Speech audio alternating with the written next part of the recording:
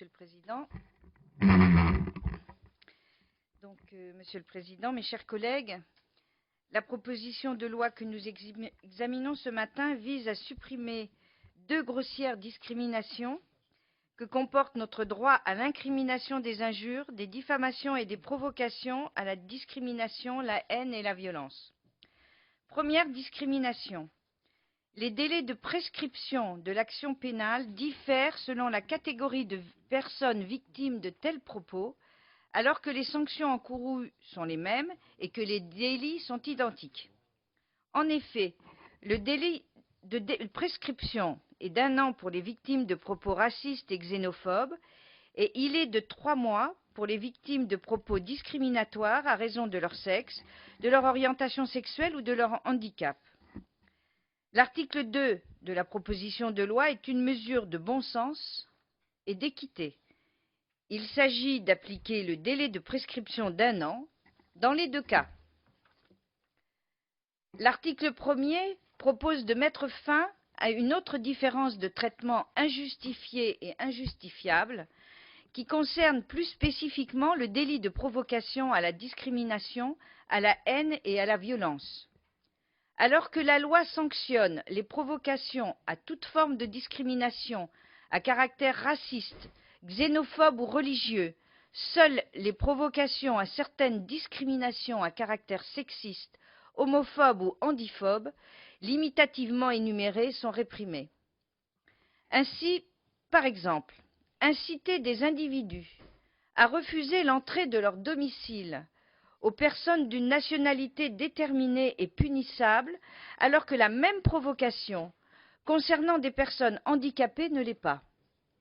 De même, les provocations aux discriminations en matière de rémunération sont réprimées dans un cas, mais pas dans l'autre. Je pourrais presque m'en tenir là, tant la discrimination et l'incohérence sont injustifiables dans tous les sens du terme. Mais je souhaite apporter plusieurs précisions. Tout d'abord, il est important d'avoir à l'esprit que ces délits, bien que figurant dans la loi sur la presse, ne concernent que très marginalement la presse. Ce qui est visé, ce sont les propos tenus dans la sphère publique. Que ce soit dans la rue, sur une affiche, par écrit, à la télévision, sur Internet, il s'agit d'ailleurs le plus souvent d'injures proférées dans la rue, entre voisins et rarement, bien sûr, par voie de presse.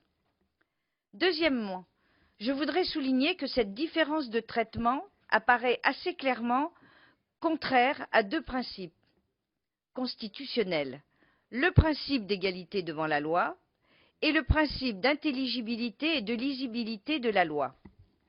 Je vous rappelle que le Conseil constitutionnel a une jurisprudence constante et ferme sur le principe d'égalité. Les dérogations à ce principe doivent être justifiées, soit par un motif d'intérêt général, soit par une différence objective de situation. Vous conviendrez tous, je l'espère, qu'aucun de ces deux motifs ne peut être invoqué en l'espèce, à moins que vous ne considériez qu'une injure faite à une personne en raison de son handicap ou de son orientation sexuelle soit moins grave qu'une injure faite à une personne en raison de sa couleur de peau, de sa religion ou de sa nationalité. Ces délits ont pour point commun de mettre en cause des personnes pour ce qu'elles sont et non pour ce qu'elles font. Établir une différence de traitement des propos discriminatoires revient à établir une hiérarchie entre les individus, c'est-à-dire entre une femme blanche et une femme de couleur, entre un homosexuel, un juif ou un musulman, etc. Ce n'est pas digne, vous en conviendrez tous, je pense, quel que soit votre parti, des valeurs qui sont celles de la République. De plus, comme le rappelle constamment le Conseil constitutionnel, le droit se doit d'être intelligible, lisible et compréhensible. La législation sur les propos discriminatoires est incompréhensible. C'est le moins qu'on puisse dire. La différence inexplicable des délais de prescription est évidemment d'abord source d'incompréhension pour les justiciables qui voient leur plainte classée sans suite du fait de la brièveté des délais. Elle est également source de confusion dans la qualification des plaintes par les services de police et les professionnels de la justice. Comme nous tous, ils ignorent fréquemment qu'il y a un délai réduit pour les injures homophobes, sexistes ou handiphobes et ont tendance à classer toutes les injures dans la même catégorie, erreur de bon sens d'ailleurs, celle des injures à caractère raciste. Or, comme ces dernières se prescrivent à 1 an, cette confusion entraîne de fréquents retards et des lenteurs dans le traitement des plaintes, qui est souvent fatale à l'issue de recours. Les statistiques du ministère de la Justice le confirment de manière frappante. Entre 2005 et 2010, c'est-à-dire depuis que le délai existe, mes chers collègues, une seule condamnation a été prononcée sur le motif de la provocation à la haine ou à la violence à raison de l'orientation sexuelle. Je pense que cela montre assez bien que les recours n'aboutissent pas, de nombreuses plaintes étant classées sans suite en raison de l'expiration du délai de prescription. M. Hussein Borgi, président du collectif contre l'homophobie, a constaté que sur 3 dossiers de plainte contre des injures à caractère homophobe, 2 sont classés sans suite du fait de la brièveté des délais de prescription. Ainsi, comme le fait remarquer M. Albert Chavannes, professeur de faculté de droit de Lyon, ce délai de prescription qui, soulignons-le, est le plus court de toute l'Europe, aboutit à de fréquents dénis de justice que nous ne pouvons pas tolérer. Je souligne également qu'Internet, outil formidable au service de la liberté d'expression, donne évidemment une dimension tout à fait nouvelle au phénomène de diffamation, d'injure et de provocation à la discrimination. Vous le savez tous, contrairement à la presse, les contenus diffusés sur Internet ne sont pas majoritairement le fait de journalistes et de professionnels de l'information sous le contrôle d'un directeur de la rédaction et soumis à des règles de déontologie. Chacun est désormais en mesure de diffuser ses opinions et c'est une formidable avancée pour la liberté d'expression, mais cela n'implique bien sûr pas le droit à l'injure, la diffamation, la provocation à la violence.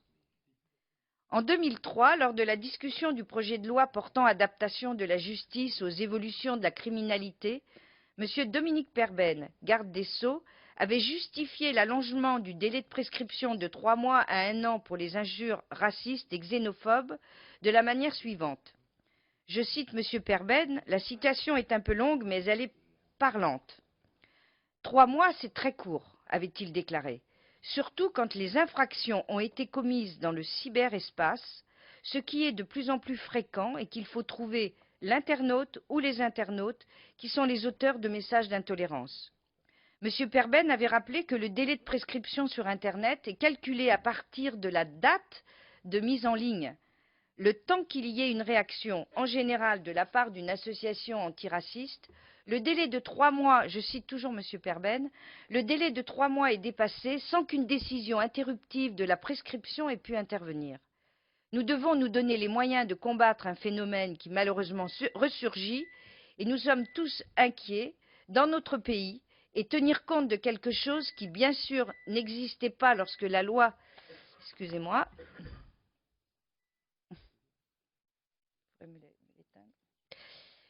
nous devons donner les moyens de combattre un phénomène qui malheureusement ressurgit et nous en sommes tous inquiets dans notre pays et tenir compte de quelque chose qui, bien sûr, n'existait pas lorsque la loi de 1881 a été votée il y a plus d'un siècle.